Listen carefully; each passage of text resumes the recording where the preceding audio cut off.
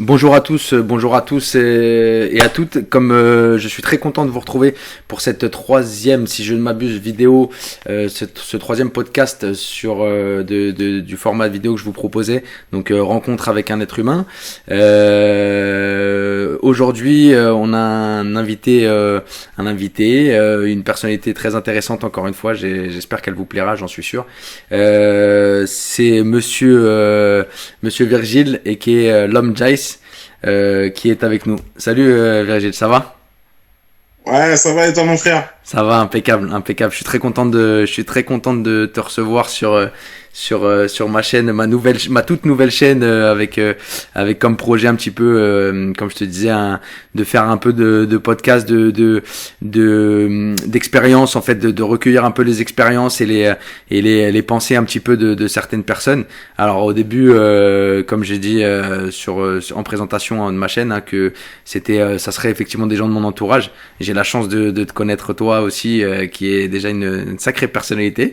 Mais donc voilà, effectivement c'est l'idée, c'est de rencontrer des personnes, enfin de faire connaître des personnes, et après pour ma part de rencontrer aussi d'autres personnes, d'essayer d'accéder à d'autres personnes avec des expériences de vie et des visions et des philosophies de vie un peu différentes. Donc voilà, c'est un peu l'idée. Et donc voilà. Bon, en tout cas, je suis très content de te retrouver aujourd'hui, vraiment. Et puis ben j'ai pas mal de choses à aborder avec toi pour faire simple. Eh bien, tout le plaisir est pour moi. Ça me fait vraiment plaisir que tu aies pensé à moi, que tu aies eu envie justement de recueillir mon expérience, de faire cet échange avec moi. Je suis vraiment flatté, je suis très honoré. Eh ben, Et voilà, j'ai hâte de voir ce que ça donne. c'est génial, c'est génial. Bah, c'est parfait. Bon, alors toi, on va te présenter. T'es quelqu'un qui a une personnalité assez forte. En tout cas, t'es engagé, on va dire. Donc voilà.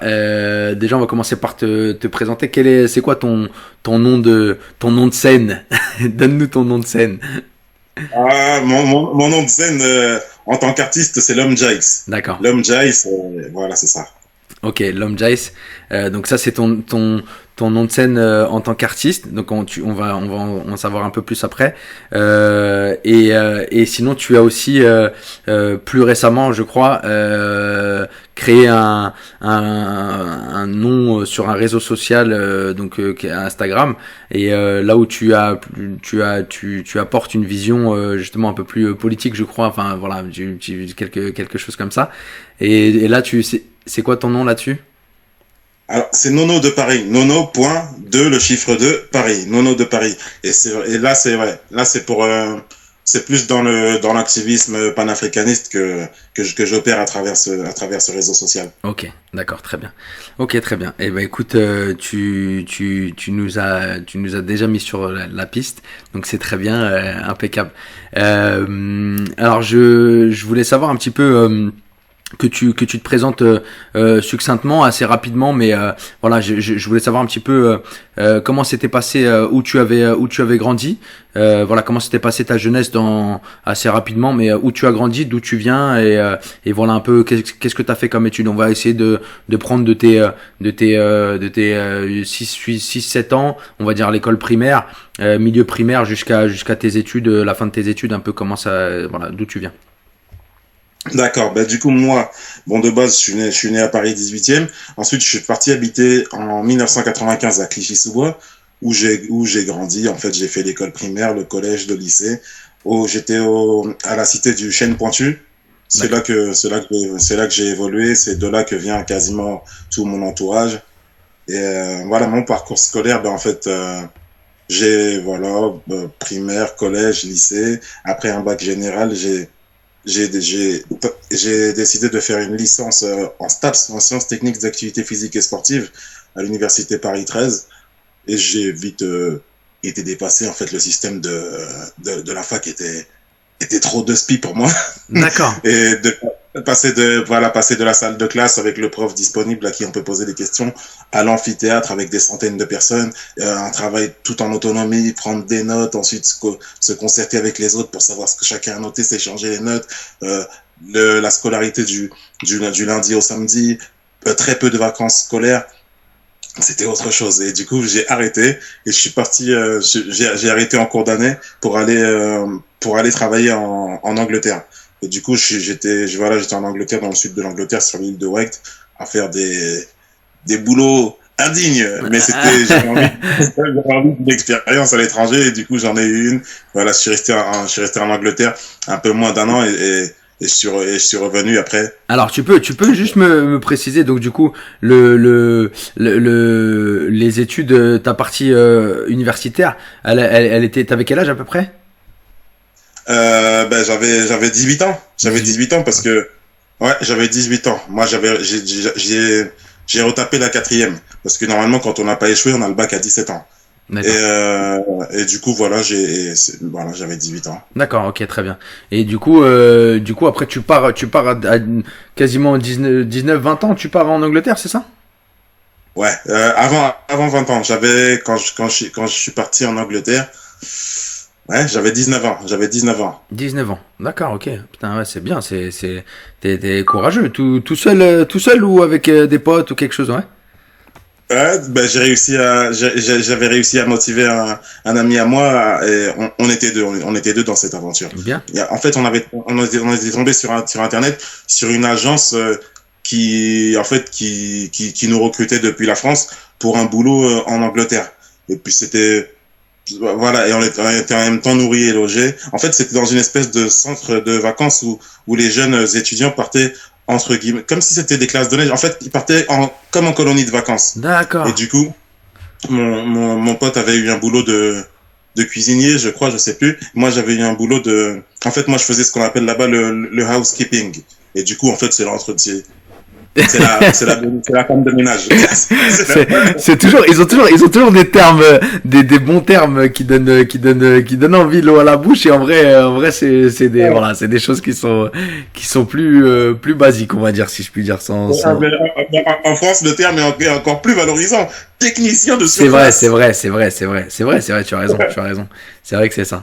Ok, d'accord. Donc du coup, tu te retrouves à faire quelques boulots là-bas en Angleterre, donc une envie d'aller tenter une expérience à l'étranger. Et donc tu reviens au bout d'un an. Ouais, je reviens au bout de moins d'un an. Je reviens au bout de moins d'un an. Énervé. Énervé, fatigué. Moi, j'ai frotté le fond de la piscine et tout ça. Ouais. C'était, voilà, je m'occupais de l'entretien voilà, le ménage dans les bungalows, mais aussi c'est moi qui devais nettoyer la piscine. C'est moi. Bref, plein de trucs. Et en plus de ça, j'étais pas bon en anglais, quoi. J'avais pas de bonnes notions. J'étais pas bilingue, quoi. Et du coup, j'étais face à des personnes qui étaient non francophones. Du coup, j'ai dû apprendre l'anglais par la force des choses parce qu'au bout d'un moment, quand tu comprends pas, viens manger, ben, tu manges pas. C'est assez simple. Au bout d'un moment, ça te fait apprendre par la force des choses. C'est ça, exactement. Il y a que, quand il faut que tu me mettes dans la gamelle, il faut absolument que tu saches dire, dire, voilà, j'ai besoin que tu me mettes dans la gamelle. Sinon ça vient pas. En fait, c'est ça. Ok, ça marche, c'est bon, très bien. Du coup, toi, pour revenir un petit peu, donc tu reviens ici en France, tu reviens aux Chênes Pointues à Clichy-sous-Bois? Non, dès que je suis revenu, après non, parce qu'en fait, moi, j'ai pas habité si longtemps que ça aux Chênes Pointues. J'ai toujours traîné aux Chênes Pointues, mais ensuite, mais comme j'avais ma mère qui bossait dans le service public et tout ça, à la mission locale. Du coup, en fait, ma mère, elle a le prestige d'avoir aidé la plupart des jeunes du quartier à trouver du boulot. D'accord. Et ben, ma mère, comme quand tu sais, il y a certains avantages à être un employé de la mairie. Du coup, on avait déménagé. On habitait dans une résidence un peu plus calme. Même moi, j'avais pas de copains là-bas. Du coup, j'ai toujours traîné aux Chênes Pointues, même quand je n'y habitais plus. Okay. Et il s'avère que quand je suis revenu, au moment où je revenais, bon après c'est un peu les trucs d'Africains, quoi. Quand je préviens en fait que je vais revenir en France, ouais. Il y a mon frère qui me dit ouais, bah vas-y, bah écoute, si tu veux revenir, tu viens, mais ta chambre, elle est occupée. Comment ça? Il dit, ouais, il y a un oncle qui vient du bled et il était là, ça fait 3 mois qu'il était là pour 3 jours. Ça fait... j'aime bien la tournure, j'aime bien la tournure. Et après, voilà, tu vois, du coup, en fait, dès que je suis revenu en France, je me suis tout de suite logé. D'accord. J'ai pris un appartement, toujours à Clichy-sous-Bois. Toujours à Clichy-sous-Bois, justement, par mon grand frère, j'ai réussi à obtenir un appartement dans une autre cité qui s'appelle les Bois du Temple. Et c'est là que j'ai commencé à vivre seul. Du coup, j'ai commencé à vivre seul à 21. Ouais, Ouais. entre 19 ou 20 ans. Ouais, c'est ça. De toute façon, super tôt, quoi, dans l'absolu, parce que finalement. Voilà. Ok. Et à ce moment-là, j'étais encore à Clichy-sous-Bois. Ok. Ok, d'accord. Ok, très bien. Ok, ça marche. Du coup, juste pour voilà, pareil, pour savoir un peu, Clichy-sous-Bois, la réputation, le chêne pointu, notamment. Qu'est-ce que tu y vois? Qu'est-ce que tu y vois? Est-ce que sans rentrer trop dans les détails, mais voilà, c'est des copains qui glissent un peu. Toi-même, est-ce que c'est compliqué? Dis-moi un peu vite fait le quotidien un peu. Qu'est-ce qui fait qu'on glisse quand on glisse? Et bon, il y a plusieurs facteurs, hein, bien sûr, mais voilà, dis-moi un petit peu et puis ce que toi t'en as retenu. Ben, en fait, ouais. Ben, en fait, voilà, le 93 et surtout Clichy-sous-Bois, j'ai envie de dire, et le chêne pointu, en plus de ça, c'est un environnement qui est pas vrai, qui est pas le plus favorable du monde pour le développement d'un jeune ambitieux qui voudrait s'en sortir parce que on est, qu'on le veuille ou non, et chacun à son échelle, des produits de notre environnement. Et en fait, l'environnement du ghetto et surtout de Clichy-sous-Bois, faut savoir que c'est une ville de primo-arrivants. Et du coup, c'est des gens qui viennent tout droit du bled. J'ai jamais eu à Clichy-sous-Bois un ami qui avait des parents nés en France, tu vois. Ouais. Alors que même quand je me suis mis à connaître des gens en dehors, eh ben je me suis rendu compte qu'il y avait des gens de mon âge, même des rebeux, qui avaient des parents qui étaient nés en France. Et moi, j'ai jamais vu ça. Et j'ai même vu des darons rebeux qui portaient pas le voile et tout ça. J'ai dit tu vois, parce que c'est des gens qui sont nés là dans le 9-4 et c'est pas pareil. Clichy-sous-Bois, c'est une ville de primo-arrivants, pardon. Du coup, rares sont ceux qui avaient des parents qui parlaient français. La ville était la plus pauvre de France à l'époque. Ouais. Là, aujourd'hui, je félicite Greenwich d'avoir pris notre place, je crois. C'était la ville la plus pauvre de France. Il n'y avait pas de commissariat. Maintenant, il y en a un, mais il n'y avait pas de commissariat. Du coup, en fait, c'était... Ouais, parce que la délinquance, géographiquement. La délinquance était plus tentante. La délinquance était plus tentante dans le sens où, dès qu'on faisait entre guillemets, nos larcins, il fallait que les keufs arrivent de Livry-Gargan ou du Rincy. À Clichy-sous-Bois, il n'y avait pas de commissariat. Ouais, à l'époque où j'y ai. Ouais. Et voilà, et du coup, chacun devait s'en sortir dans... Parce que même je me permets de te couper. Même géographiquement, vous êtes un peu isolé en fait. Finalement, je crois me souvenir que vous êtes un petit peu au bout de. Enfin, vous êtes pas le 9-3 collé à 86 tout ça. C'est un peu plus loin et du coup c'est. Ouais, du coup, il y a en fait, c'est que c'est mal desservi parce qu'en vérité, kilométriquement, Clichy-sous-Bois est proche de Paris.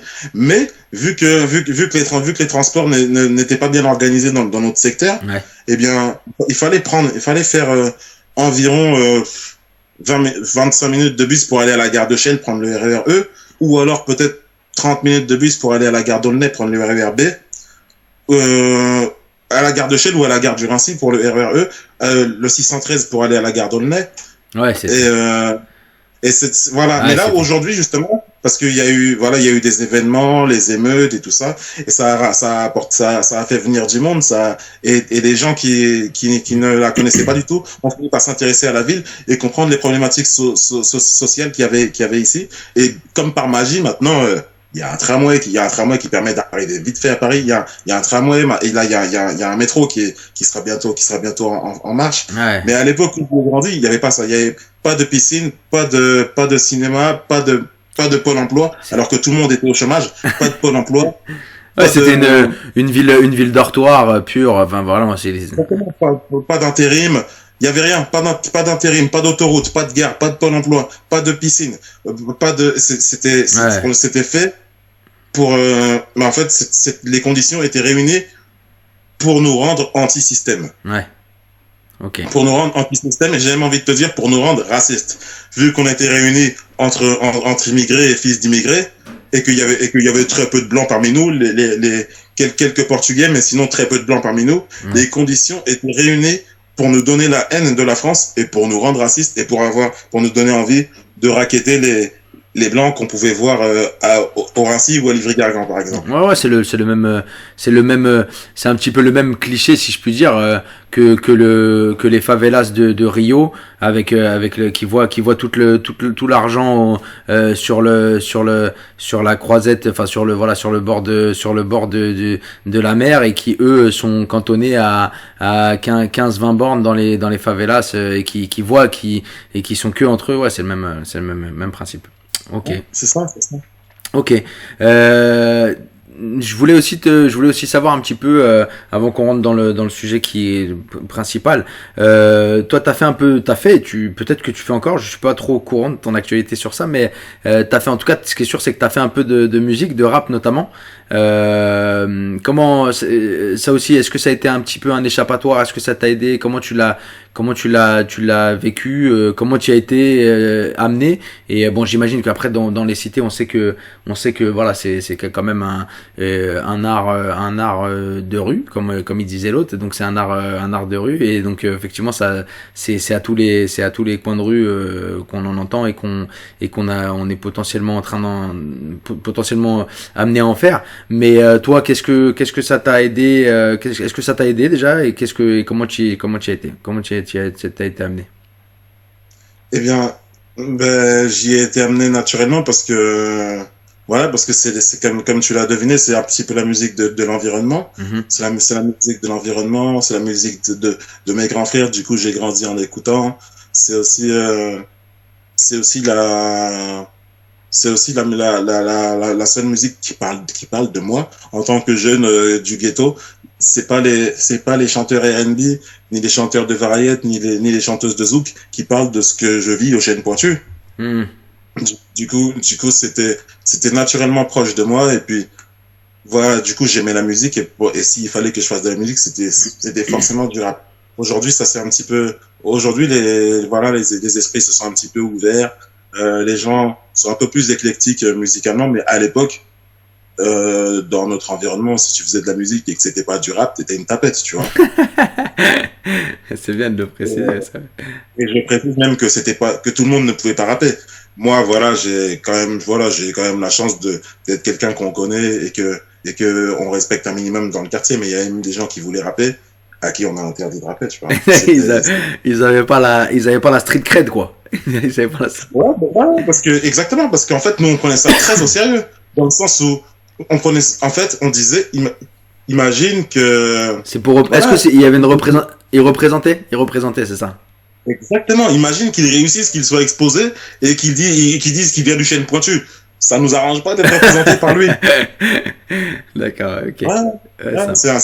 C'était un petit peu ça. Après, ailleurs, les gens étaient plus ouverts, tout le monde pouvait rapper, mais c'est vrai que l'environnement duquel je viens, tout le monde ne pouvait pas faire du rap. Tout le monde ne pouvait pas faire du rap. Du coup, moi, voilà, j'ai naturellement été pris au jeu, et c'est ma passion, et ça le reste jusqu'aujourd'hui, même si aujourd'hui j'ai un petit peu moins de temps à consacrer à ça, mais je pense que je resterai toujours un rappeur, hein, c'est plus fort que moi. Et des fois, je viens entendre une musique qui va me donner envie d'écrire un couplet, et je me dis que j'irai au studio la semaine prochaine, et la semaine prochaine peut être dans 3 ans. C'est ça. Non, mais par contre, je sais que t'es très, comment dire, fan effectivement de pas mal de petites punchlines, tout ça. Donc je sais que ça reste quelque chose qui est bien ancré en toi, en tout cas.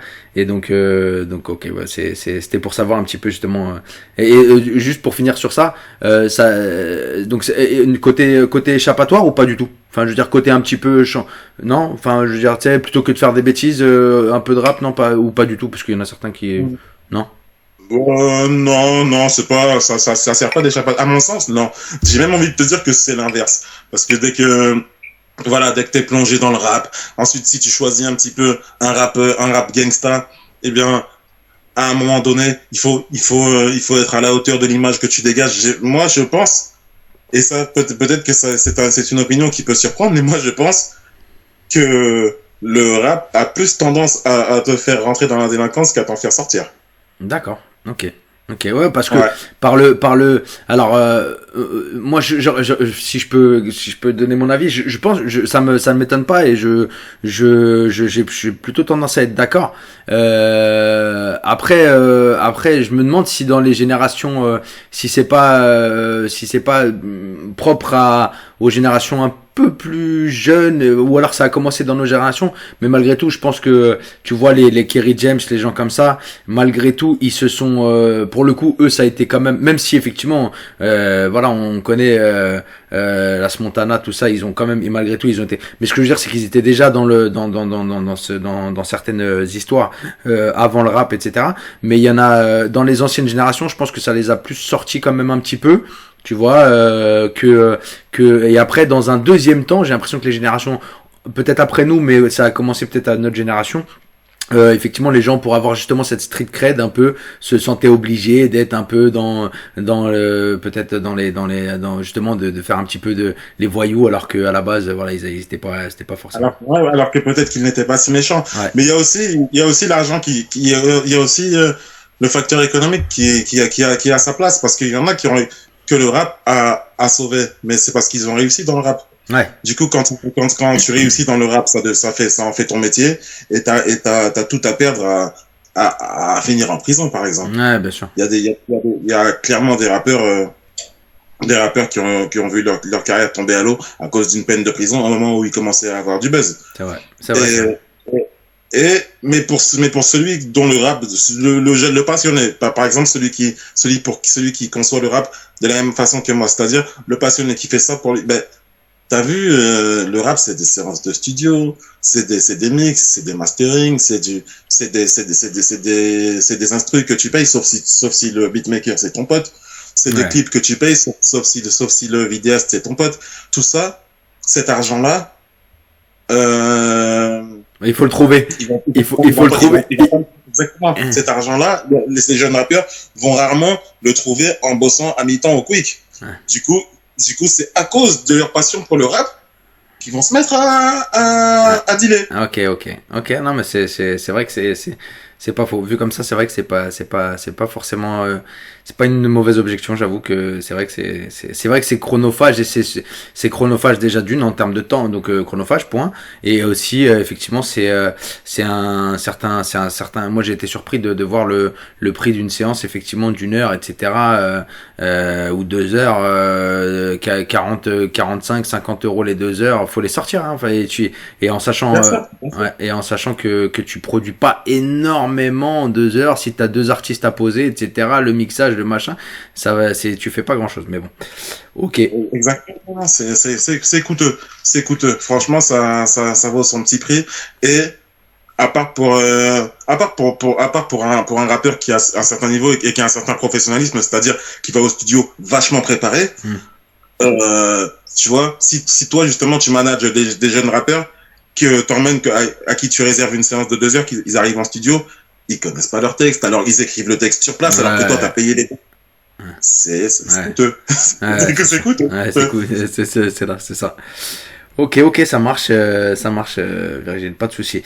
Bon, alors tu es avec nous, avec moi, avec nous ce soir, surtout parce que j'aimerais t'entendre sur tu es la seule personne proche de moi accessible pour l'instant qui soit aussi active pardon dans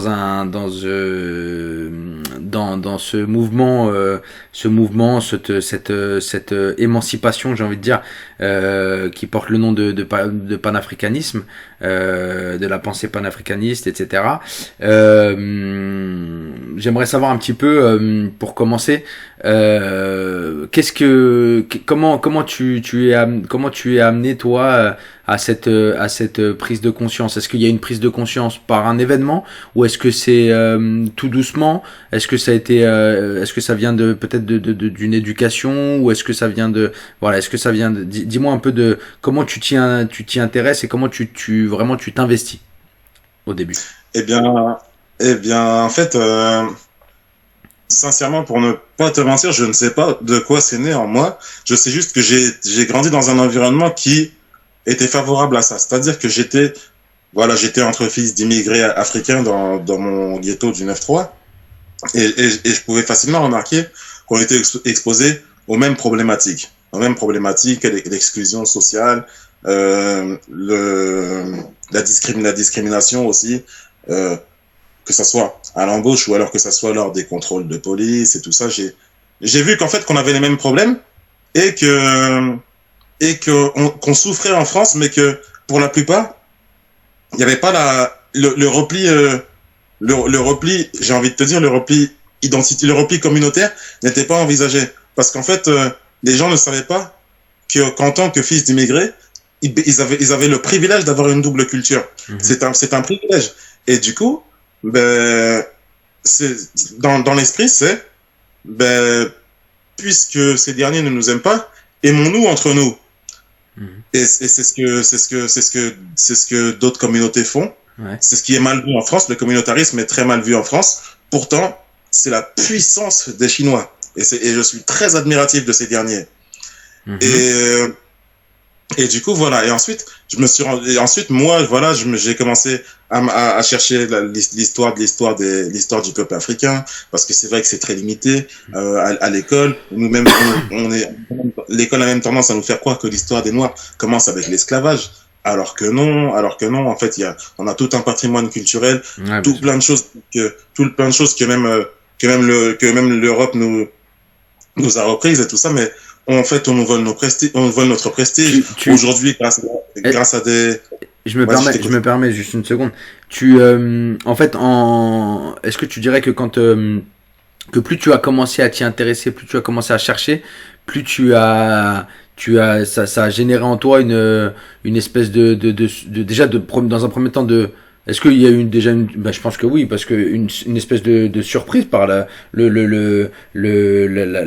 comment dire, la connaissance que tu acquérais à ce moment-là, que tu étais en train de découvrir, et des choses que forcément, comme tu l'as dit tout à l'instant, on nous avait pas raconté ça comme ça, et après, est-ce que de là est venu un petit peu une espèce d'interrogation et de colère, comment ça se fait, pourquoi, comment, et que voilà, c'était plus tu tournais les pages et plus ça t'emmenait loin dans la prise de conscience, etc. C'est totalement ça. Justement, voilà, plus je tournais les pages, plus je tournais les pages, et plus ça m'emmenait loin dans la prise de conscience. Et j'ai eu énormément de surprises. Parce que j'en suis véritablement arrivé à la conclusion qu'on nous a volé notre prestige. Et aussi, en fait, je suis parti du constat qu'il faut avoir un minimum de connaissances du passé pour comprendre ce qui se passe aujourd'hui sous nos yeux. Parce que il y en a qui sont époustouflés, offusqués, scandalisés par les situations qui se présentent dans notre société actuelle, mais qui n'ont même pas idée de la genèse de ces situations, justement, et ils ne savent pas que les choses qui se présentent aujourd'hui ne sont que la résultante d'un processus qui avait déjà été enclenché il y a parfois une centaine d'années. Ouais. Et quand tu comprends d'où part l'incendie, la flamme est plus facile à gérer. Ah, bien sûr. Ouais, bien sûr. Ouais, toi, tu penses et enfin, moi, perso, je suis convaincu aussi que effectivement, c'est l'histoire permet de savoir d'où part l'incendie, comme tu le dis très bien, et aussi de comprendre peut-être, comment dire, la pensée initiale. Tu vois ce que je veux dire, en fait, l'espèce de la pensée, parce que maintenant jamais jamais quelqu'un je veux dire, jamais quelqu'un te dira, enfin quoique, mais bon, jamais quelqu'un te dira peut-être ouvertement, voilà, le colonial, nous on était les colons, mais en gros c'était mérité, etc., etc. Enfin voilà, ça serait plus difficile à entendre, mais quand tu vas jusqu'à l'histoire, voilà, quand tu remontes, peut-être que tu vas avoir cette plus ouvertement cette pensée qui était affirmée, et du coup tu sais l'héritage de la pensée qui régit à l'heure actuelle, en fait, qui est peut-être de l'ordre de l'inconscient, même chez l'occidental, tu vois, mais au final peut-être que c'est ça qui, sans le savoir, il a encore cet héritage et cette espèce de supériorité imaginaire, quoi, qui voilà, qui est... Bien sûr, totalement. Mais ça, là en 2024, je suis même pas apte à dire que c'est sa faute, parce qu'en fait, on a forgé sa mentalité. En fait, on a induit des concepts dans les esprits de chacun, et tout ce à quoi nous sommes habitués, nous trouvons que c'est normal. Et du coup, il faut faire une mise à jour. Il faut que chacun prenne le temps de s'asseoir, de savoir qui il est, parce que aussi la volonté de se renseigner, de se cultiver à l'Afrique, à son histoire, à sa science. C'est aussi la volonté de me connaître. Des fois, à travers des ouvrages, à travers des choses que je découvre sur les Africains du centre, sur les Africains du Cameroun, de l'Ouest, les Bamileke, et ceci, cela, et ben, je découvre des choses qui me font, qui te qui parle. font écho Ouais. à ma propre personne. Je me dis, ah ouais, du coup, je me croyais original à être comme ça, mais en réalité, je suis comme les gens de mon ethnie. Et c'est dingue, et c'est super intéressant, et c'est pareil. Après, le défi, quand on décide de se cultiver, justement, de se cultiver à l'histoire noire, le défi, c'est de ne pas tomber dans la haine raciale, parce ça va vite. Ouais. Ça va vite. C'est ce que j'allais te, c'était une question un peu sous-jacente. J'allais te dire, le communautarisme, d'accord, il me dérange pas dans l'absolu. En fait, pour moi, il y a pas de, il est pas question de déranger. Si je donne mon avis, c'est, dans tous les cas, il est là. Tu vois ce que je veux dire, c'est que c'est existant, c'est comme ça. Il y a des communautés qui ont vécu entre elles pendant des années, qui vivent encore entre elles sur la terre mère, si je puis dire, sur leur terre mère, tout ça. Donc c'est, je veux dire, de vouloir le nier, c'est compliqué, en tout cas. Voilà, dans tous les cas, c'est comme ça. Tu te rapproches de ce qui te ressemble, tu vois. Donc dans l'absolu, voilà, c'est pas choquant. Par contre, effectivement. Et je suis d'accord avec toi, juste pour te donner raison et te poser la question aussi. Quand tu prends conscience de tout ça, tout à l'heure j'ai dit surprise, interrogation, et j'ai dit colère un petit peu. Et cette colère-là, est-ce que tu n'as pas un moment, en étant tout à fait honnête, est-ce que, peut-être que non, hein, mais est-ce que à un moment tu t'es pas, effectivement t'es pas parti justement à l'autre extrême en te disant, voilà, en ayant une espèce de haine un peu de l'occidental blanc qui t'a caché tout ça et qui t'a voilà, qui a fait volontairement rabaisser, ou en tout cas dénigrer, et en tout cas cacher la vérité de ce qu'est l'Afrique, quoi. Eh bien, merci pour la question, mon frère. Cette haine, ouais, en effet, je l'ai, mais pas contre le blanc en lui-même, mais plutôt contre l'État, et principalement contre la France. Parce qu'il y a eu différents empires coloniaux, et la France, pour moi, et puis des spécialistes donneront leur avis dessus, pour moi, c'est le pire. Les pays africains qui ont le plus de mal à se développer jusqu'aujourd'hui, qui suffoquent, c'est les anciennes colonies françaises, qui payent encore avec la monnaie coloniale française.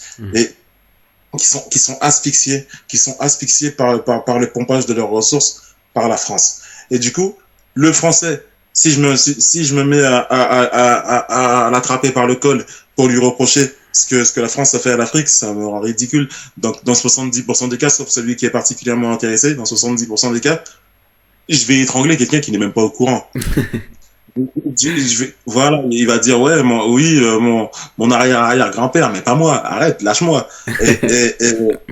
Et c'est vrai. Et d'ailleurs, ce dernier me dira, et d'ailleurs, même toi, de quoi tu te mêles? T'es né à Paris 18e, t'es pas en Afrique et tout ça. Mais c'est les miens, en fait, qui vivent encore les stigmates de ça. Et, mais ça ne me rendrait pas légitime à m'en prendre à tout le monde et n'importe qui au nom de l'histoire au nom de l'histoire de Ouais, ses ancêtres et ouais, des bien sûr. tu vois. Comme, comme toi, mon cher frère, si je ne m'abuse, t'es portugais. Exact. C'est vous qui êtes les premiers à être arrivés au Cameroun. Ouais, bah, tout à fait, oui, exactement, c'est vrai. Mais et en plus, effectivement, on est, enfin, historiquement, effectivement, on est un peuple de, bah, en fait, bah, tu connais un petit peu, c'était des voyageurs, enfin, des voyageurs, comment on appelle ça, pas pas des découvreurs, bref, Des explorateurs des et des explorateurs. conquistadors. Ouais, des explorateurs, c'était le mot, je le cherchais. Et donc, effectivement, on a, mine de rien, justement, la dernière fois, je m'intéressais un peu à ça, et on a mis le pied sur beaucoup de terres en premier, hein, vraiment, hein, c'était ouais, mais voilà, ouais, ce genre de choses, effectivement, faut le savoir. C'est vrai que il y a une grosse,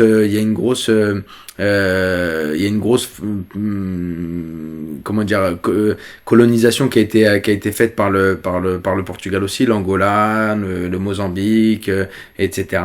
C'est des pays, en plus c'est des pays qui sont, notamment l'Angola, qui sont très intéressants aussi économiquement. C'est très très lourd. D'ailleurs, il y a une, D'ailleurs, tu vois, l'ironie, c'est qu'aujourd'hui, ce sont les Portugais qui et, immigrent en et Angola. bah tu m'as volé mes mots. Tu m'as volé mes mots. Exactement. C'est ça qui est très fort, c'est que à l'heure actuelle effectivement les Portugais vont s'expatrier en Angola effectivement. Donc tu vois. Non mais il faut être conscient de ça. Effectivement, c'est sûr que de venir d'attraper le petit-fils du SS de la guerre 39-45 en lui disant t'es un connard, t'es un con, machin, ça n'a ça n'a que très peu d'intérêt effectivement. Bah oui, c'est ça. Et le pire en plus, c'est que ouais, sur le long terme, en vérité, ça servirait même pas la cause. Ouais. Ça servirait même pas la cause et ça donnerait des arguments à l'État pour se montrer encore plus dur, encore plus ferme et encore plus discriminatoire à notre égard. C'est vrai, c'est vrai. Par contre, juste pour revenir là-dessus, par contre, tu es dur avec les gens de ta communauté, c'est-à-dire des noirs africains d'origine notamment. Tu es pas sans pareil pour les appeler par tous les noms d'oiseaux. Dis-nous un peu, dis-nous un peu pourquoi, quelle est cette colère pour un petit succinctement, qu'est-ce que tu leur reproches? Voilà, ben justement, j'allais en arriver à ces derniers. En fait, la colère qu'on pourrait imaginer qu'on pourrait imaginer que j'aurais éventuellement contre les blancs, eh ben je l'ai plutôt contre les noirs qui sont désintéressés de notre histoire et qui desservent notre cause. Et parce qu'en fait, ils sont nombreux et aussi ils ils diffusent l'image de en fait, il confirme des clichés qui nous desservent totalement. Il confirme des clichés qui nous desservent totalement. Du coup, ils font croire aux autres qu'on est bon qu'à chanter, danser, courir derrière les fesses des femmes, qu'on s'intéresse pas à notre histoire, qu'on est complètement qu'on est complètement égaré, qu'on est complètement égaré et désintéressé de nos propres pays. Et malheureusement, j'ai envie de dire à l'éventuelle personne qui me dirait ça que c'est faux, mais quand je regarde autour de moi, j'ai l'impression que c'est bien vrai. Et en plus, ils sont de surcroît hypocrites, parce que ce sont des personnes qui sont capables de dénigrer, tu connais les banlieusards, nique la France, ceci, cela. Ouais. Et ceux qui parlent comme ça, eh ben en fait, c'est des gens qui sont jamais allés au bled, en fait. Du coup, quand tu dis nique la France, tu la compares à quoi?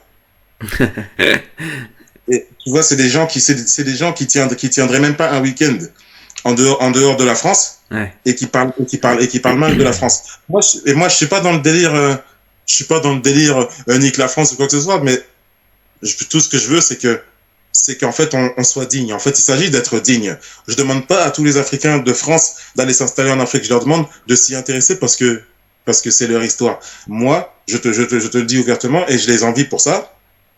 Je peux te garantir, mon frère, que tu prends n'importe quel Turc, tu t'assois avec lui, il peut te parler de la Turquie toute la journée. C'est vrai, c'est vrai, c'est vrai. Toute la journée. C'est incroyable, on dirait qu'il est né en France, mais on dirait qu'il y est né, qu'il y vit depuis 80 ans, alors qu'il a 18 ans. Alors que les Noirs de France, ils peuvent même pas te parler de leur pays. C'est vrai. Ils peuvent même pas te parler de leur pays, du village de leurs parents. Tu dis, ouais, ah bon, t'es de tel pays, t'es d'où, t'es de quel village? Ah ouais, je sais pas, un village vers là-bas. Et là, on parle d'amour, parce que ne pas s'intéresser à ça, c'est ne pas s'intéresser aux personnes qui t'ont, tu vois, aux personnes qui t'ont mis au monde, qui t'ont élevé. Si tu ne t'intéresses pas à ça, mais à quoi tu t'intéresses, mon frère? C'est terrible. Moi, je peux pas leur pardonner ça. Pour moi, c'est inhumain de ne pas s'intéresser à la terre natale de ses parents. Ça, je ne le tolère pas et je ne le pardonne pas. Ouais. Ok. Non, mais c'est vrai. C'est vrai que tu as raison. Tu as raison. C'est vrai que ils sont. Et après, on peut peut-être leur reprocher aussi que effectivement ça fait partie d'un espèce malgré tout d'abrutissement général. C'est pas pour les défendre, mais malgré tout, il y a un abrutissement général des jeunes et en fait malheureusement peut-être que les noirs africains d'origine, etc. N'y échappent pas mais c'est vrai que c'est parlant parce que effectivement pour quand même te donner raison, je pense moi en tout cas de mon point de vue, c'est vrai que c'est parlant. Malgré tout, les Marocains vont au Maroc, les Tunisiens y vont, les Algériens c'est un peu plus compliqué, mais malgré tout que depuis que c'est calme, depuis on va dire depuis les années 2000, etc. Ils commencent à y retourner quand même pas mal parce que bon, ils ont eu une période compliquée. Ce que je veux dire, c'est que c'est vrai que la plupart quand même des immigrés d'origine retournent au minimum une fois par an, essayent de retourner dans leur pays, etc. Et je crois que c'est ça que tu dénonces aussi, c'est que parfois ils préfèrent comme tu le dis souvent aller à Mamet ou à Phuket ou je ne sais où plutôt que d'aller voir le village de leur le village de leurs ancêtres et juste pour finir parce que bon maintenant je t'écoute souvent donc je sais à peu près ce que et aussi du coup tu déplores que pour ceux qui ont des enfants ça ne leur apprend pas à aimer l'Afrique puisque leurs parents n'y vont jamais donc au final ça rompt complètement le lien en fait c'est ça que c'est de ça aussi que tu les accuses. C'est exactement ça, c'est de ça que je les accuse parce que voilà, eux ont délaissé l'Afrique, ils sont complexés en fait pour la plupart, pour ne rien te cacher, pour la plupart ce qu'ils ont avec l'Afrique c'est de la peur. Ils pensent que en fait ils en ont des clichés mais incroyables. Peut-être que c'est des choses qu'ils ont vues à la télévision mais je ne sais pas sur quelle chaîne parce que moi aussi je vis en France, mais il y a quelque chose qui leur fait croire que s'ils vont en Afrique, on va les ensorceler, on va les découper, on va les manger, on va les ils ont et malheureusement et ça c'est terrible ce que je veux dire, mais c'est des gens qui sont très malheureux même s'ils le cachent parce que ce qui leur fait peur, ce qui leur fait le plus peur au monde, c'est ce qui est devant leur miroir. Ils peuvent aller partout dans le monde où les gens ne sont pas noirs. Ils acceptent d'aller en Afrique à condition que ça ne soit pas un pays de noirs. Ça veut dire que tu peux les voir en Égypte ou au Maroc ou en Tunisie. Tu peux les voir là-bas. D'ailleurs, ils sont même en train ils sont même en train de perturber nos relations avec les Marocains parce qu'ils y vont trop. J'avoue que même moi, si j'étais Marocain, ça commencerait à me faire chier de voir que les non-Marocains ils vont plus que moi. Et parce que même les Marocains, ils vont dans leur pays peut-être une fois tous les 2 ans, alors que tu vois des Noirs qui n'ont jamais vu leur pays qui peuvent aller 4 fois par an au Maroc. Hein. et au final, ce que t'as soulevé tout à l'heure et qui est vrai, c'est que ces derniers vont se reproduire. Et imagine quand t'es l'enfant de quelqu'un qui ne veut pas aller en Afrique, ça y est, c'est fini. Et en plus de ça, en plus de ça, on vit en France. En plus de ça, il y a le melting pot, il y a la mixité, ceci, cela. Ce qui fait que si l'enfant, par exemple, si l'enfant est métis, du coup, n'est africain qu'à moitié. Si son parent africain n'est jamais allé en Afrique, mais c'est fini, ça y est, c'est fini. C'est perdu, hein, c'est trop tard. Bah oui, il y aura trop de, ou à moins vraiment d'un éveil extérieur de quelqu'un qui lui fait, voilà, qui lui fait. Ouais, c'est ça, c'est ça. Le miracle, ce serait ça. Voilà, exactement. Ça, à moins d'un éveil extérieur, ou alors, souvent, ce qui va africaniser certains, ce qui va les intéresser par la force des choses à leur terre, c'est le rejet et le racisme. Quand tu te prends pour un Français et qu'on te met en pleine tête que tu n'en es pas un, eh ben... Ouais, c'est ça. Ouais, ça fait, Ouais. ça fait mal, ouais, ça fait mal. Bah, c'est un peu ce que tu dénonces un petit peu avec parfois un peu, des fois là, je me dis, ouais, quand même, mais, avec ce rapport avec justement par l'approche cultuelle, c'est-à-dire notamment de la religion musulmane, tu dénonces parfois que certains noirs se prennent un peu pour des rebeux, et enfin en tout cas sont accolés avec des rebeux, et les prennent pour frères, alors que parfois ils se mangent dans pleine face effectivement c'est une partie enfin pas tout le temps, hein, mais bien sûr, encore heureux, mais parfois une réalité un peu raciste de la part de la communauté voilà, maghrébine par exemple, et du coup ça tu le dis haut et fort, tu dis bah voilà, vous voyez, quand vous vous intéressez pas à votre histoire, vous croyez que votre histoire c'est ça parce que vous avez la même religion, mais il n'empêche, la religion c'est une chose, mais le culturel c'en est une autre, quoi. Donc C'est totalement ça. T'as tout dit et t'as rien oublié. C'est exactement ça. Je vais souvent, justement, on peut avoir l'impression que je m'en prends aux Noirs qui sont musulmans, alors que non. Tout ce que je leur demanderais jamais, j'oserais jamais demander à chacun de quitter sa religion respective tant qu'il est à l'aise dedans, et que Dieu l'aide à continuer dans cette démarche. Ce dont je parle, moi, c'est du fait de se servir de la religion comme prétexte pour quitter ton appartenance ethnique et adopter celle de l'autre. Et pour reprendre l'exemple des Kardashian, ouais. ils sont musulmans, mais c'est des Turcs. Hein. Ouais. Tu ne trouveras jamais un Turc qui se conduit, qui parle, qui se prend pour un Arabe. Jamais. Alors que jamais de la vie. Jamais. Non. Et les Pakistanais, ils sont musulmans, mais c'est des Pakistanais. Tu vois, il y a que les Noirs, en fait, qui veulent se servir de leur religion pour quitter leurs origines. Et du coup, par exemple, je sais pas moi, quand j'en vois certains décider d'aller s'installer au Maroc, par exemple, ils décident d'aller s'installer au Maroc, je demande dans quelle dynamique, ils disent non, t'as vu, voilà, ici, ce pays de Koufar, c'est plus possible, j'ai besoin de m'installer dans un pays musulman. Par exemple, le mec est, je sais pas,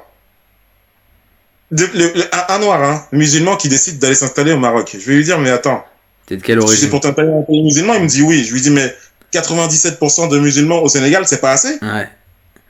Le Mali, la Côte d'Ivoire, qui est aussi, voilà, tout ça. Enfin bref, il y en a beaucoup, hein, effectivement. Il y en a beaucoup.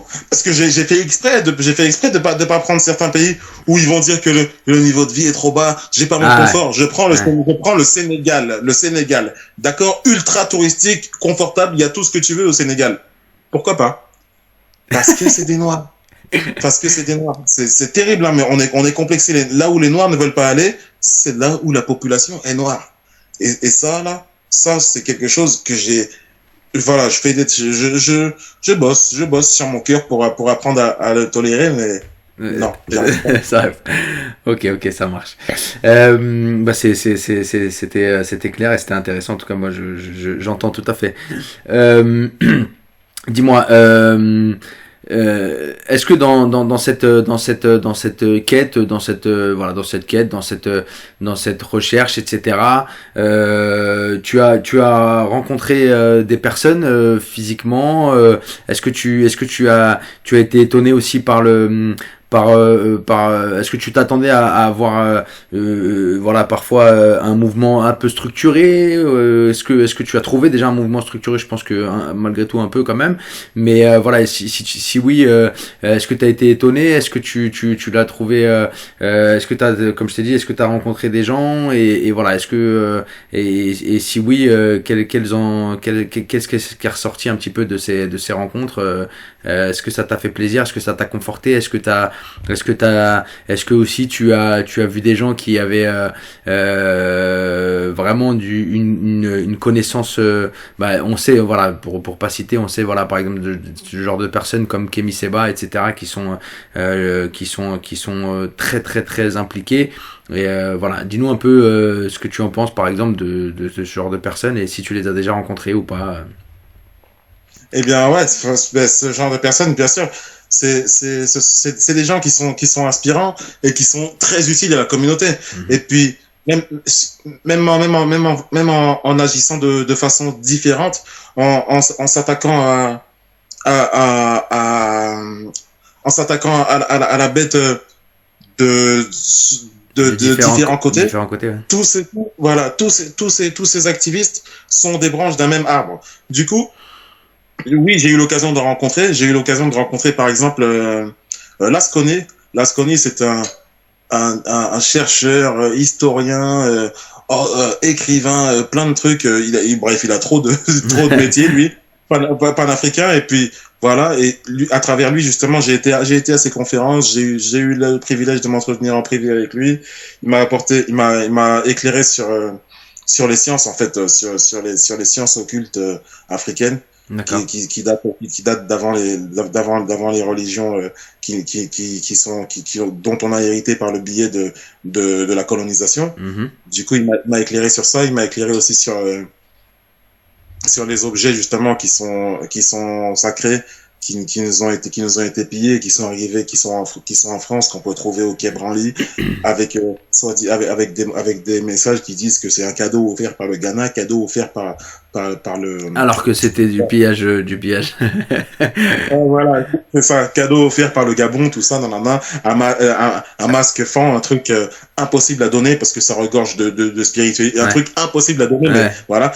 C'est lui qui m'a éclairé sur ça, par exemple. J'ai eu l'occasion aussi de rencontrer Kemi Seba. Kemi Mhm. Seba à plusieurs reprises parce qu'en fait, je suis un grand admirateur. Du coup, ce dernier se bat, voyage, fait le tour du monde, va partout où la cause afro Ouais. est en jeu, en fait, partout où il y a quelque chose à faire, que ce soit en Amérique du Sud, que ce soit en Afrique ou même en Europe, ou même en Russie, plus récemment. Et à chaque fois qu'il est en France et qu'il organise un événement, je me débrouille pour y aller. Et à la fin, justement, lorsque j'ai fini de profiter de l'événement, de prendre des notes de ce qu'il a dit, j'en profite, je pars le voir, je pars lui serrer la main, le féliciter, échanger quelques minutes avec lui avant de le libérer, puisqu'il y a quand même du monde. Mais j'ai appris, franchement, une énorme partie de ce que je sais par Kémy Seba. Mhm. Ensuite, Il, il a, il a, Est-ce que moi j'ai une question. Est-ce que tu penses, c'est une question, moi j'ai la réponse, mais voilà, je pense avoir la réponse, j'ai mon idée en tout cas. Est-ce que tu penses que c'est un combat dangereux?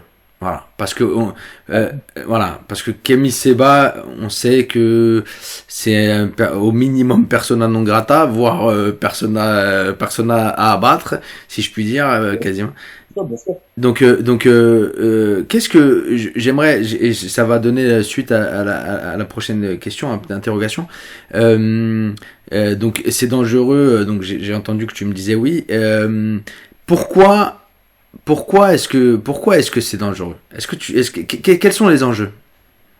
ben en fait, c'est dangereux parce que, bon, pour te faire la réponse courte, c'est dangereux parce que Muammar Kadhafi et Thomas Sankara sont morts. Ouais, Mais en fait, c'est dangereux parce que lorsque tu t'attaques aux intérêts occidentaux, tu mets ta vie en danger. Ça a toujours été comme ça. Et des fois, ils ont même pas besoin d'agir. D'ailleurs, j'ai oublié de parler de Patrice Lumumba.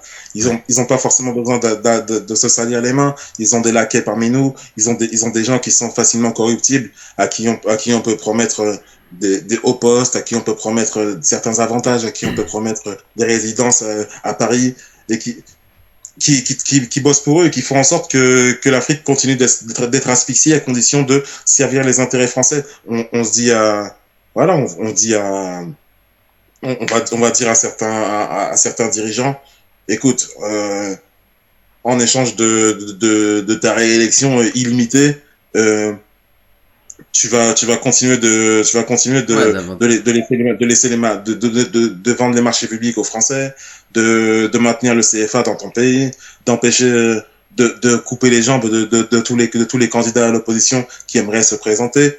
Bonjour à Ousmane Sonko. Voilà.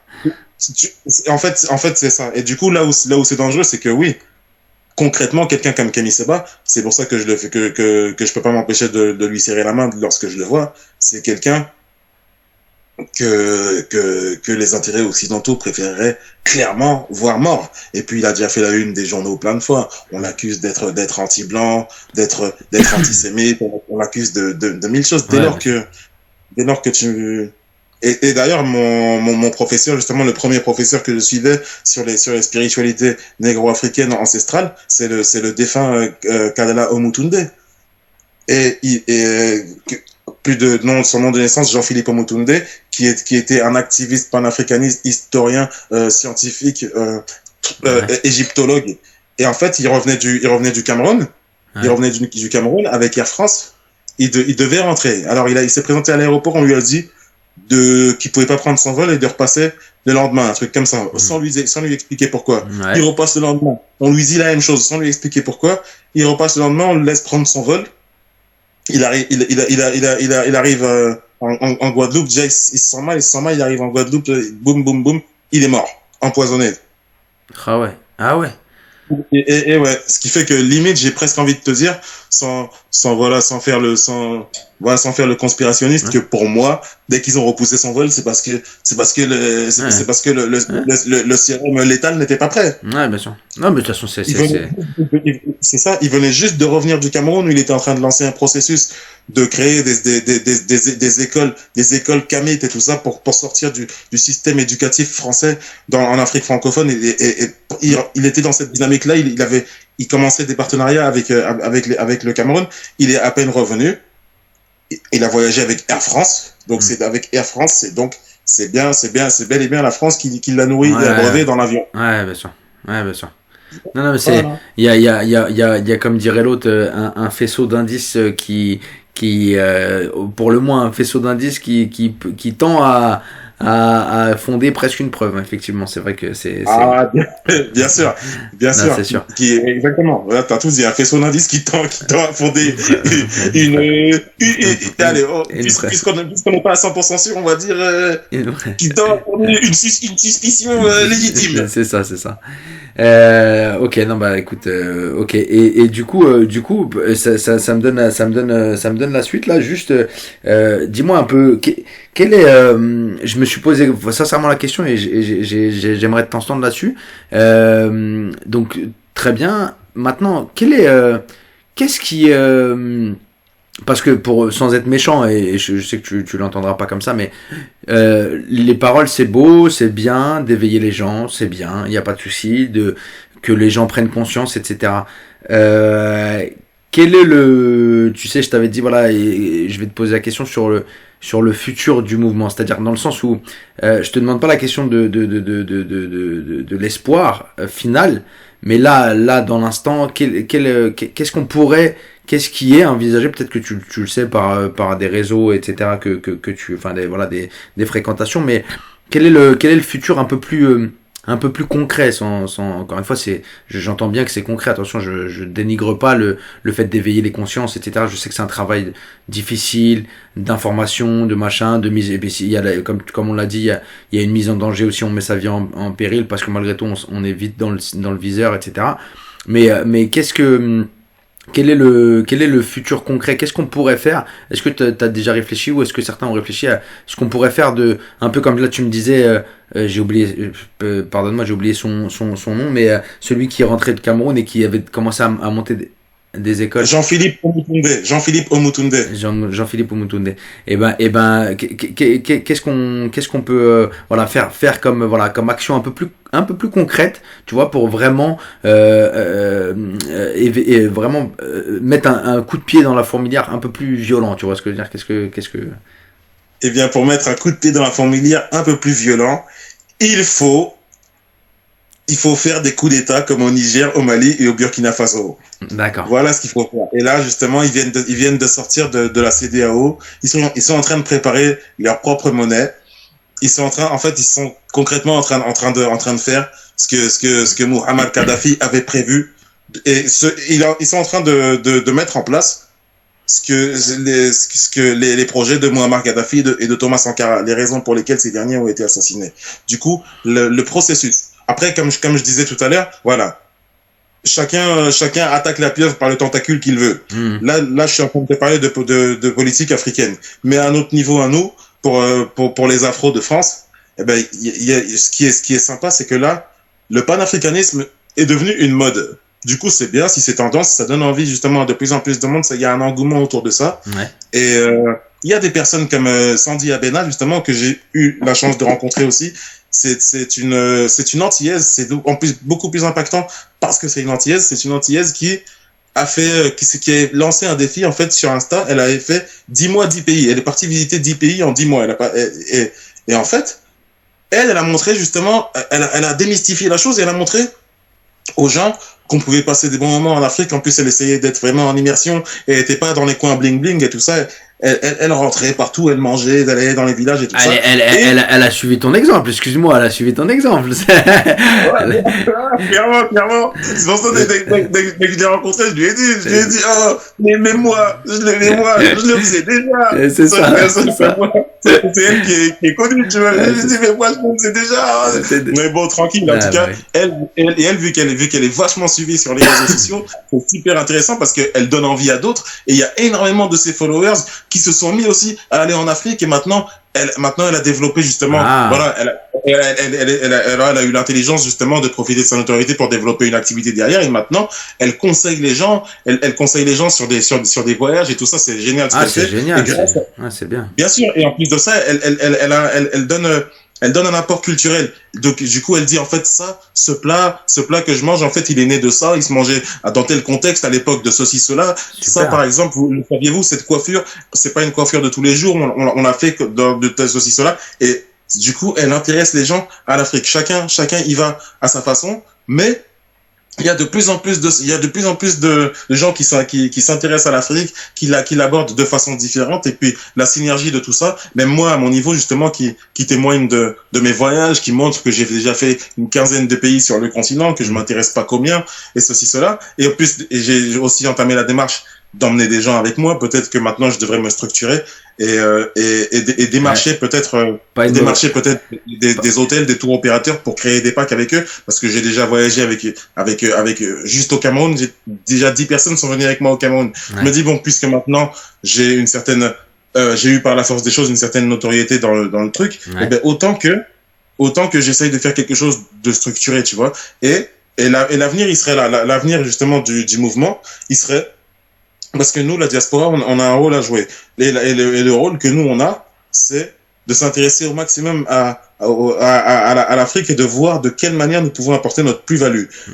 Si on a des génies, on a des gens qui sont capables de développer des choses, mais qui les développent en France, alors que la France n'en a pas besoin ou ne le mérite pas. Du coup, allons en Afrique apporter ce qui manque. Pourquoi pas effectivement. Et je pense que même au-delà de ça, il y a si on est tout à fait honnête, si on est tout à fait plutôt même, j'ai envie de dire intelligent en vrai, il y a un potentiel en Afrique qui est pour moi incroyablement supérieur à celui de la France, dans le sens parce qu'elle part de plus loin déjà par la force des choses, et puis c'est je veux dire malgré tout c'est Allez, peut-être je dis une bêtise, mais 70% de l'Afrique qui est riche en terres rares, ce genre de choses. Donc je veux dire, c'est Bien sûr. que dans absolu, il y a aucune raison, il y a aucune raison de développer un business effectivement en France quand on est africain d'origine et qu'on s'y intéresse, etc. Tout à fait. Bah, totalement, totalement, parce que justement, nous, justement, on dispose des matières premières, mais on ne sait pas les transformer. C'est les Occidentaux qui savent le faire. Nous, on est nés ici, on a grandi ici et on a fréquenté les écoles des Occidentaux. Eh ben, pourquoi ne pas apprendre et rentrer le faire? Pourquoi pas? Ouais, bien sûr. Tu vois, ce genre de choses.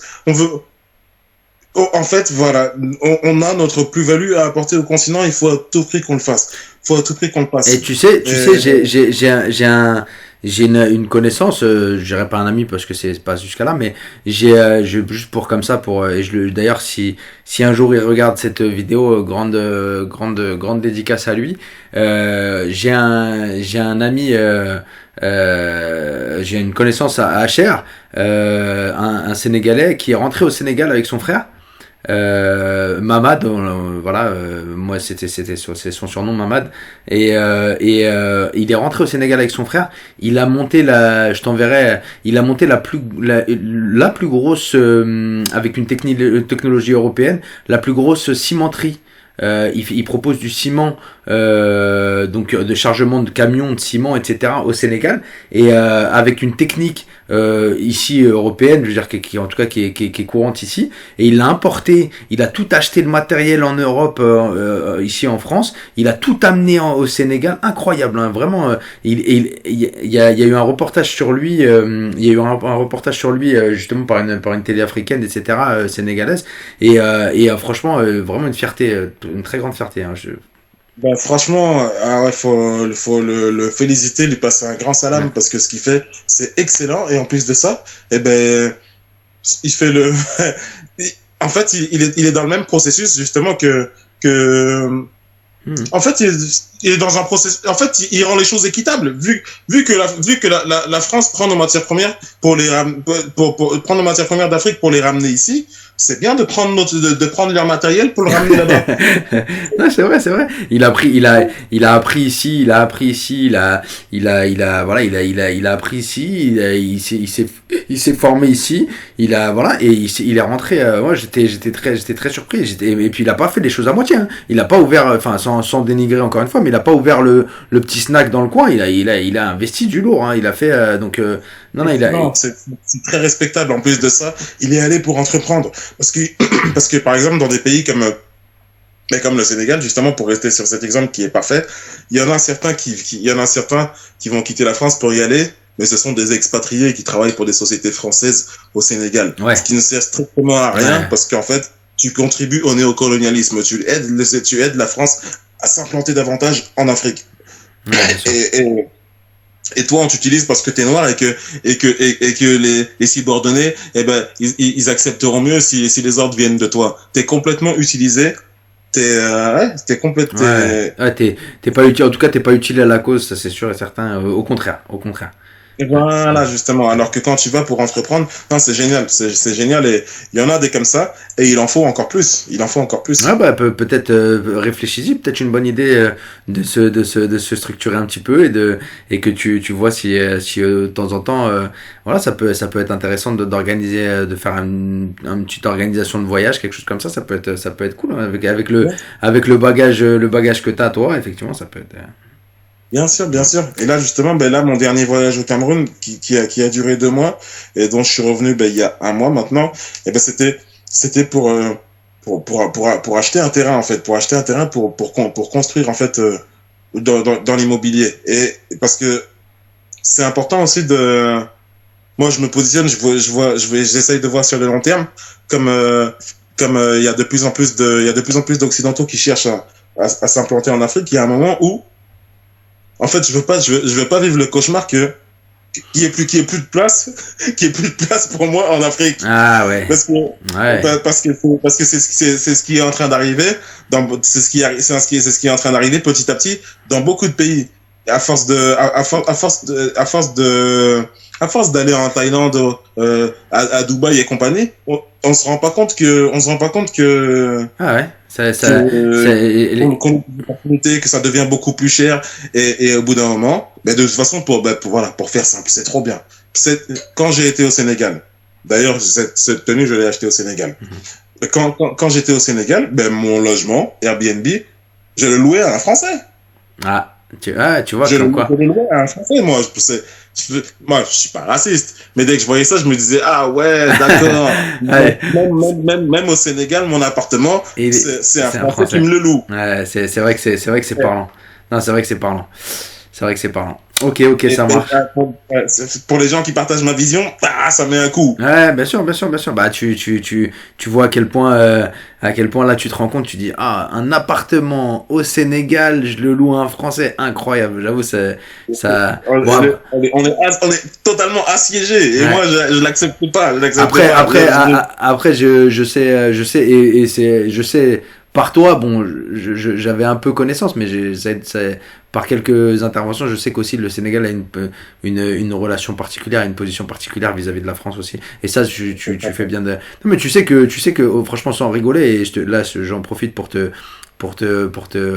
passer ce petit message. Tu sais que au-delà de ça, malgré tes frasques, etc. Il y a des choses, il y a des petites choses comme ça qui, quand on écoute, rentrent dans le cerveau et n'en ressortent pas. Donc vraiment, je te remercie de tout ça. C'est cool, c'est cool. Écoute, je voulais on s'approche de la fin vraiment là. Je voulais que tu nous donnes un conseil de lecture ou d'écoute, quelqu'un qui voudrait s'intéresser, voilà, approfondir un petit peu le sujet, etc. Quel auteur, quel écrivain, quel auteur, plus ou moins récent d'ailleurs, tu conseillerais, et si c'est pas un auteur, un écrivain, écouter quelque chose, voilà, dis-nous un petit peu comment on peut s'y intéresser un peu plus en profondeur et qui en parle bien, on va dire. Eh bien, alors, pour les gens qui sont sur les réseaux sociaux, justement, qui veulent, voilà, qui préfèrent Ouais. des choses plus synthétiques et plus vivantes, il y a, en ce moment, je suis très intéressé par le discours de Ousmane Badara, alias Alpha 520. D'accord. Il a une bonne vision, il dit des choses qui sont intéressantes. Sinon, il y a toujours Kémy Séba, il y a toujours, voilà, je suis beaucoup sur ces deux derniers en ce moment. Sinon, en termes de lecture, ben justement, bon, Kémy Séba, voilà, hein, Supranégritude, Black Nihilisme, Ouais. bref, tous les ouvrages de Kémy Séba sont intéressants, mais j'ai envie de vous dire que c'est très intéressant de commencer, Ouais, c'est ça que j'ai dit. même si ce n'est pas facile à lire du tout. On peut s'endormir au milieu du livre, mais de lire Nation d'agriculture de Cheikh Anta Diop. Parce qu'en fait, c'est la lecture de ce livre-là qui permet de mieux situer le noir dans l'histoire de l'humanité et de retrouver une certaine forme de dignité, de savoir depuis quand on existe et notre rapport culturel dans ce monde. Quand tu lis ça, après c'est pas forcément, c'est ni le premier ni le seul à avoir évoqué ça, mais il l'a vachement bien détaillé. Et c'est un livre qui est très difficile à lire, mais Peux-tu me redonner, tu peux nous redonner le titre? Nation nègre et culture. Nation nègre et culture. Ok, de Cheikh Anta Diop. Voilà. Ouais. Ok, très bien. Qui lui aussi est sénégalais. Qui lui aussi est Était sénégalais. Ok, très bien. Ok, ben moi je suis comme ça parce que vraiment c'est juste parce que pour parler, mais je suis un peu Nathalie Yamb aussi, ouais.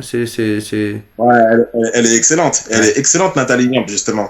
Et qui, en plus, qui est camerounaise. Mm.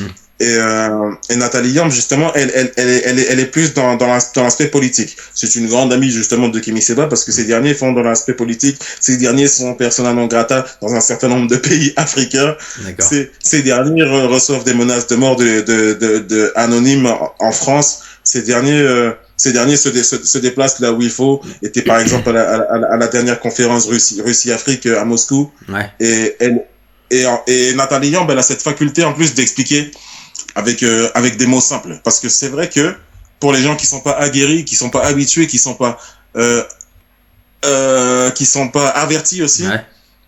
Et aussi, il faut leur parler de façon simple. Ouais, Et aussi, ouais. il faut adapter son langage. Parce que je reproche aussi à certains frères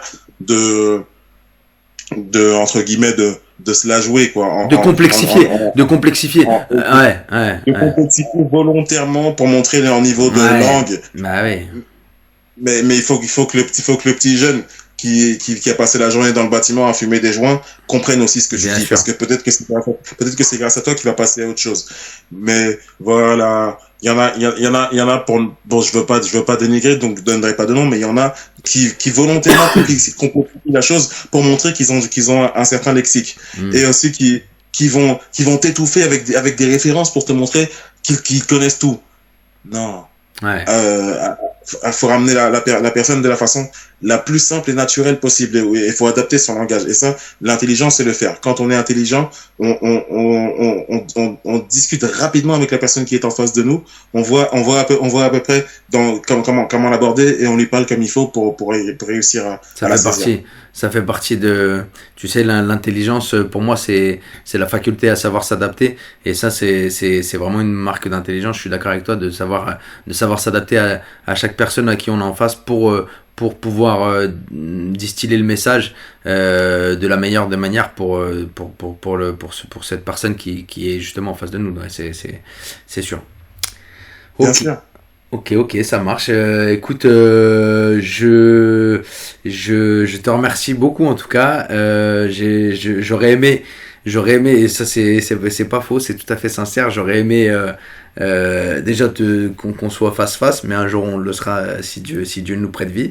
Et Bien sûr. et vraiment, je te remercie vraiment d'avoir été présent. J'aurais aimé aussi que c'est pouvoir m'attarder sur. Il y a plein de fois où je me suis contenu à te relancer sur plein de sujets. J'avais pas mal de trucs mais on en fera peut-être une autre.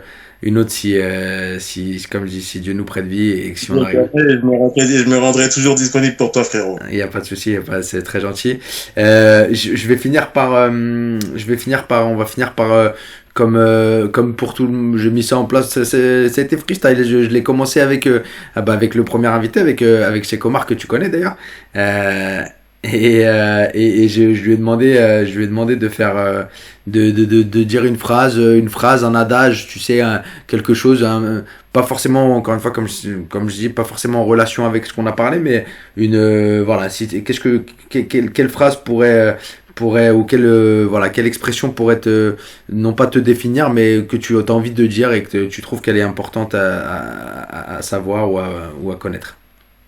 Si t'en as une, bien sûr. Ah, j'en ai plein. Mais, alors, je dirais. Pas qu'une, hein, tu peux en avoir. Puisque j'aime le rap, je dirais une phrase de B2O qui disait: ils maintiennent l'Afrique affamée pour qu'elle se prostitue. Ok. C'est plus le temps passe, plus ça devient clair et limpide pour chacun. Non, c'est vrai que je la connais. C'est marrant. C'est quel son tu saurais le dire? Un son qui s'appelle Quoi qu'il arrive avec Jay. D'accord. Ok. Bon, bah, tu vois, Ouais, c'est ça. Ils maintiennent l'Afrique affamée pour qu'elle se prostitue. Et c'est justement, voilà, c'est justement ce qu'on Ouais, bah voit, en là fait. c'est pile dans le thème. C'est vrai que après j'espère que justement et d'ailleurs c'est une question que je voulais te poser. On va faire une petite un peu de rap juste 2 secondes. Je voulais savoir aussi quel est ton espoir de ton vivant et après ta mort, si jamais ça prend plus de temps. Quel est l'espoir final? Qu'est-ce que tu aimerais toi voilà, ça serait quoi ton objectif? Ça serait de voir l'Afrique complètement libre. Déjà, et juste, attends, et c'est un peu bête parce qu'elle est un peu longue cette question, mais excuse-moi. Mais est-ce que tu sans trop rentrer dans les détails non plus, c'est un peu dur, mais est-ce que est-ce que tu redessinerais les frontières parfois de l'Afrique, etc. Parce que je veux dire, tu vois, parce que là, c'est un peu long comme réponse, mais voilà, en gros, qu'est-ce que le découpage de l'Afrique, etc. Et qu'est-ce que tu vois dans 100 ans si ce combat et je l'espère arrive à bout et que vraiment quel est l'objectif suprême? Eh bien, l'objectif suprême, c'est... J'ai failli dire l'objectif suprême, c'est la suprématie. Mais non, je suis pas là-dedans. Je suis pas un suprémaciste. Je veux juste, voilà, je veux juste notre souveraineté. Et elle va arriver de toute façon parce que le processus est déjà enclenché et que les pays africains sont un à un en train de glisser des mains de ceux qui les contrôlaient pendant tant d'années.